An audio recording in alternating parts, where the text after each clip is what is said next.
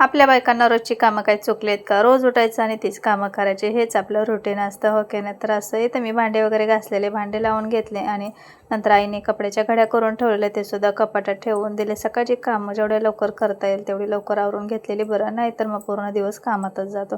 तर इथं फरशी वगैरे पुसून घेतली आणि सोनाक्षीच्या शाळा लवकर सुटणार होत्या, तिला आणायला जायचं होतं. इकडे अर्णव ड्रॉइंग करत बसला होता आणि त्याला ना फुगे विकणारा माणूस काढायचा होता, चित्र काढायचं होतं, तर त्याला काही जमत नव्हतं आणि तो मला सांगत होता की मला थोडंसं सांग कसं काढायचं काय. तर त्याला हातच जमत नव्हता, तर थोडंसं मी त्याला हात वगैरे असं काढून दिलं. मला पण काही एवढं भारी येत नाही, पण जसं येतं तसं थोडंसं काढून दिलं आणि त्याला दाखवलं. म्हटलं बघा असं येते, मला तर काही एवढं भारी येत नाही, बघ असं काढलं म्हणून.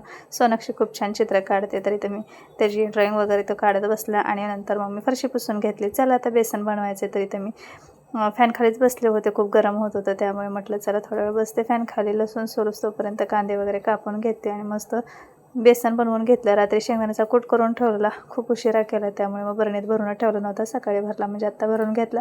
आता जेवणामध्ये दुपारी बेसन चपाती आणि कालवण भात असं सगळं जेवण होतं. मस्त बेसन बनवलं, झाकण वगैरे ठेवून. म्हटलं त्याला कमी गॅसवरती शिजू देते, तोपर्यंत आमचं आवरून घेते. आणि अर्णवला सोडून आले, सोनाक्षीला येताना घेऊन आले. अशा त्यांची 1 तास लवकरच सुटणं होती. बाहेर एवढं कडक ऊन पडले, खूप गरम होत होतं आणि आम्ही घरी आलो तर खूप आभाळ आले, जसे की आत्ता पाऊस येईल. तर चला, व्हिडिओ पाहण्यासाठी सबस्क्राईब करा. बाय.